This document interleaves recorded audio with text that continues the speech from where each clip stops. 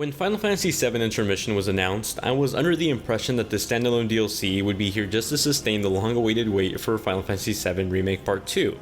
And while that's partially true, Intermission is much more than just a Yuffie fanservice DLC pack.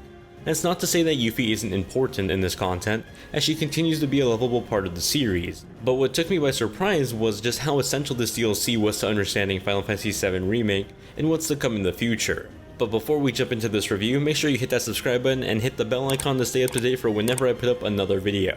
You can also join my Discord server for free with the link in the description. With all that said, let's jump into this review, starting with its story. Final Fantasy VII takes place during and after the events of Final Fantasy VII Remake, more specifically after the Sector 5 reactor events. We play as Yuffie, a young ninja from Wutai now finding herself in Sector 7 after the Ultima materia set to be stored inside Shinra. It's here in Sector 7 she quickly finds a group of natives who aid her on her mission. Most of these characters feel like quick cameo introductions meant to push the story forward, rather than be a part of it.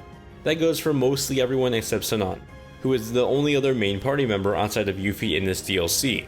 His inclusion feels like the most notable of all the people that helped Yuffie out, yet I feel like this DLC would have benefited from some extended time to elaborate on their importance and lore.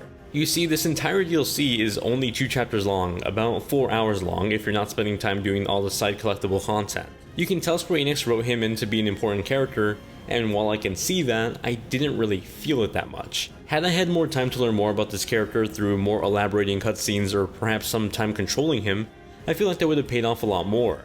Instead, he's an AI-controlled party member who is supposed to be a more important and impactful character, but doesn't completely stick the landing. With that said, as an introduction to Yuffie and a stepping stone toward Final Fantasy VII Remake Part 2, Intermission is exactly what it is, an intermission, and it does propel the story forward with more hints and clues toward how this remake will pick up in Part 2.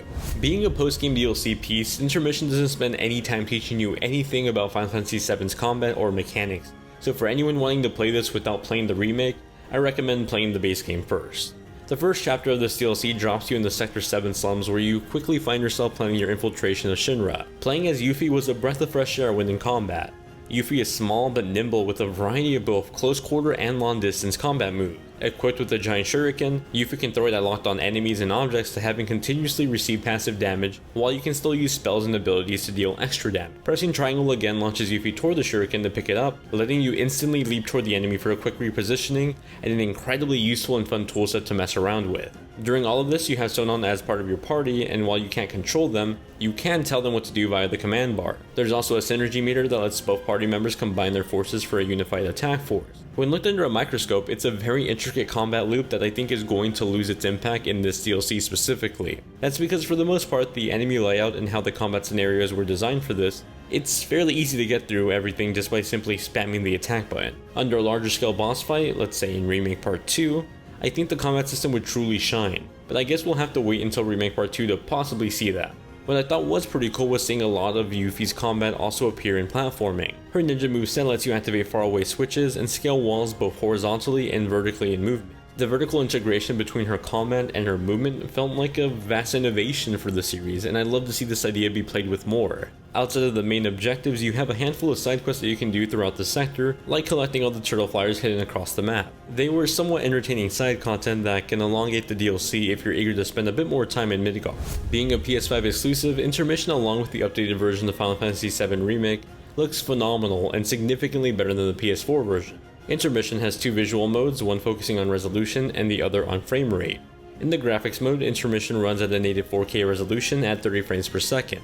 The performance is stable while offering a lovely looking picture filled with a handful of upgrades from the PS4 release. Textures look significantly better from the flooring to the material detail and clothing, and the lovely looking skybox. There have been so many texture upgrades, although there are still some examples of some blurry looking texture pieces, just not as much. When wandering through the slums in Shinra's factory, you can see a couple of examples of ambient occlusion, further helping to sell the underground look of the city and the industrialization of this factory. In performance mode, the visuals get drawn back a bit, and the resolution drops down to a slightly above 1500p. The trade-off, of course, is a stable 60 frames per second. For those of you that played Final Fantasy Remake back on the PS4 Pro, the performance there and here are very similar, although now with better looking textures at a slightly lower resolution, but now at 60 frames per second at all time. The performance is fantastic, and while I never really thought this game needed a 60 frames per second mode, The addition is beautiful, specifically with the particle effects during combat. Continuing to use the music and audio assets in the base game now in this DLC, Intermission does a great job. I mean, the base game did too. The new voice additions do a marvelous job at portraying the roles, most notably Susie Young playing Yuffie. She's able to capture the high-spirited energy of the young ninja, while still being able to slow down and capture the more somber moments throughout the DLC. Final Fantasy VII Intermission is a fine piece of additional content that honestly isn't bonus content, because by all means, this is required knowledge for where the story is going to go. That also means that a lot of players who don't have a PS5 are going to miss out on some major story beats for the remake part 2. For those able to experience Intermission, you'll be treated to a lovely story that doesn't land every move it makes, but more than delivers on a great introduction to Yuffie, who will no doubt be an important inclusion in the future, while hinting at where the series is going to go in the future. Outside of its lore importance, Intermission fleshes out the combat and the platforming in very interesting ways that only further raise my hope for other characters we've yet to see in action. Thank you very much for watching my review. If you found it useful or entertaining, then let me know with a like and a comment down below. I normally don't review DLC content like this, but this seemed like a worthwhile cause. Now I just have to get started on Ratchet & Clank. Oh, and I also updated the thumbnail designs lately, so let me know your feedback in the comments down below, please. Also, if you're wondering why the new profile picture, I grew out my hair and I dyed it, but I promise it's the same content as usual, I just look a little different. Anyway, thanks for watching, and I'll see you guys over in the next review. Bye!